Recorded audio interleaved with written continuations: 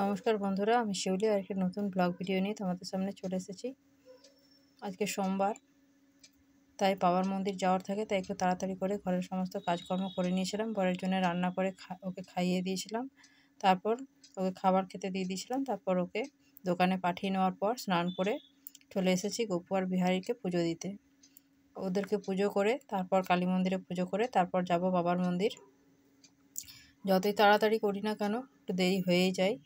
দেখো গপু সোনাকে আর বিহারীকে আমি ফুল, তুলসী পাতা, কেশর চন্দন, মধু আর জল দিয়ে স্নান করিয়ে নিচ্ছি। ওদেরকে স্নান করিয়ে নেওয়ার পর ওদেরকে ভালো করে গা মুছিয়ে দিয়ে জামা কাপড় আর সোয়েটার পরিয়ে দিয়েছিলাম। ঠান্ডাটা বেশ ভালোই ছিল, মেঘলা মেঘলা আকাশ তো, তাই ভালোই ঠান্ডাটা রয়েছে না, একটু রোদ ওঠেনি বললেই চলে আজকে।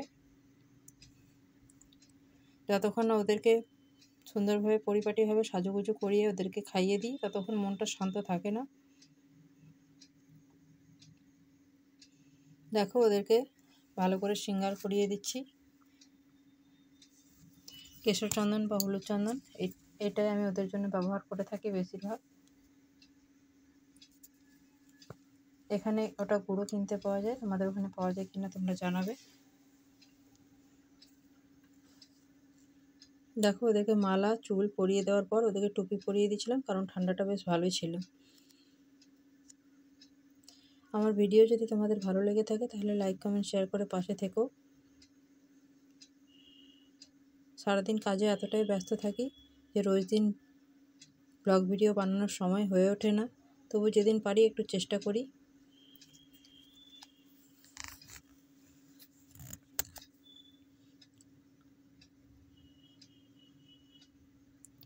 দেখো গপু সোনাকে আর বিহারীকে সাজুগুজু করিয়ে দিয়েছি প্রায়, আর একটু বাকি আছে, ওটা হয়ে গেলে ওদের শৃঙ্গার হয়ে যাবে কমপ্লিট। তারপর ওদের আয়না দেখিয়ে দেবো। ওদের শৃঙ্গার করার পর ওদেরকে কেমন লাগছে তোমরা কমেন্টে অবশ্যই জানাবে। দেখো গপু সোনার মুখটা কত কিউট লাগছে, আর বিহারীরও।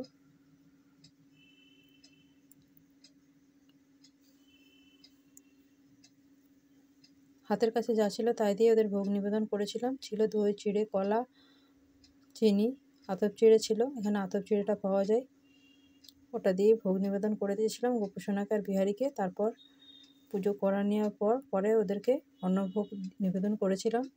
দেখো সব আমি যে সমস্ত দেবীদের কাছে রাখি তাদের সবারই পুজো করে নিয়েছিলাম। যতক্ষণ ওদের পুজো করা হয় ততক্ষণ মনটা শান্ত থাকে না, কারণ ওদের দিকেই মনটা পড়ে থাকে যে কখন ওদেরকে স্নান করিয়ে খেতে দেবো, কখন ওদের পুজো দেবো। ওদেরকে পুজো করে নেওয়ার পর ওদের জন্য অন্নভোগটা নিয়ে এসেছিলাম, তারপর অন্নভোগ নিবেদন করে দিয়েছিলাম, আরতি করে নিয়েছিলাম।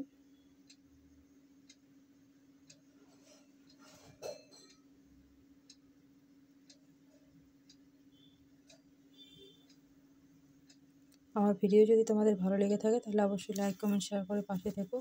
যারা আমার পেজে নতুন তারা পেজটাকে ফলো করে দিও, যারা ইউটিউব থেকে দেখছো তারা চ্যানেলটাকে সাবস্ক্রাইব করে দিয়ে পাশে থেকো।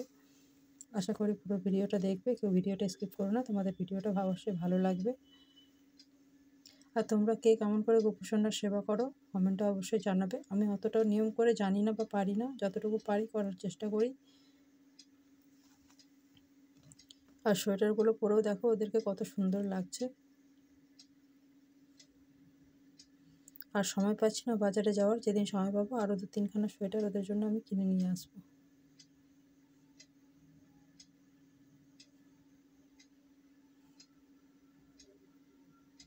সকাল থেকে এতটা তাড়াহুড়ো থাকে রান্না বান্নার, বরকে রান্না করে টিফিন দিয়ে পাঠাতে হয়, তারপর ঘরের কাজকর্ম সেরে পুজো দিয়ে দোকানে যেতে হয়, দোকান থেকে এসে আবার সন্ধ্যা দেওয়ার তাগিদ থাকে, তাই আর বাজারে যাওয়ার সময় হয়ে ওঠে না।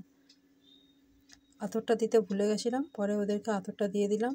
এই আতরটা আমার গপু সোনার আর বিহারীর খুব প্রিয় আতর। তারপর ওদের জন্য আমি অন্নভোগ নিয়ে এসেছিলাম। আজকে ওদের জন্য রান্না করেছিলাম আতপ চালের ভাত, শিম পাতুরি, পালং শাক, আলু পোস্ত আর গাজর আর টমেটো দিয়ে মুগের ডাল। এই ছিল ওদের অন্নভোগ। ভোগ নিবেদন করে দিয়েছিলাম, তারপর গপু সোনাকে আর বিহারীকে খাইয়ে দিয়েছিলাম।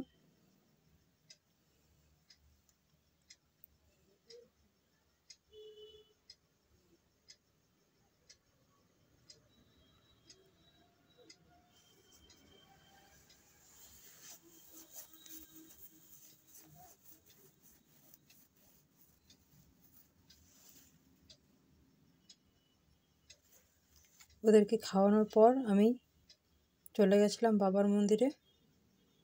তার আগে পুজোর জোগাড়টা করে নিয়েছিলাম বাবার মন্দিরে যাওয়ার জন্য।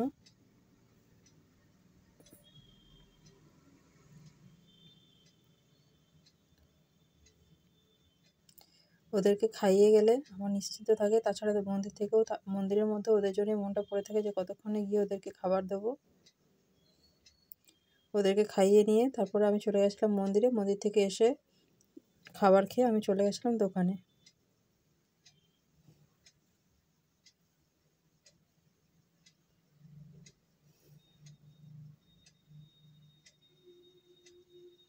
দেখো ওদের খাওয়া হয়ে গেছে, এখন ওদের আমি জল খাইয়ে দেবো, তারপর ওদের মুখটা ধুইয়ে দেবো।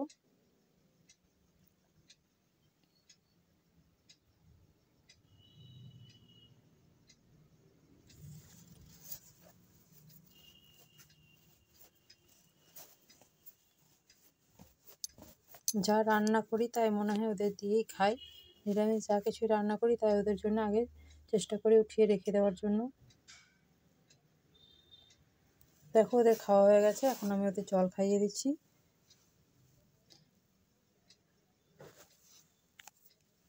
ভিডিওটা ভালো লাগলে অবশ্যই লাইক কমেন্ট শেয়ার করে পাশে থেকো। আর ওরা যাতে খিদে পেলে খেতে পারে তার জন্য বিস্কুট আর কলা ওদের দিয়ে গেলাম। এদিকে বাবার মন্দিরে যাওয়ার পুজোর জোগাড় করে নিয়েছিলাম, ডালিতে ফুল আর গঙ্গা জল সব রেডি করে নিয়েছিলাম।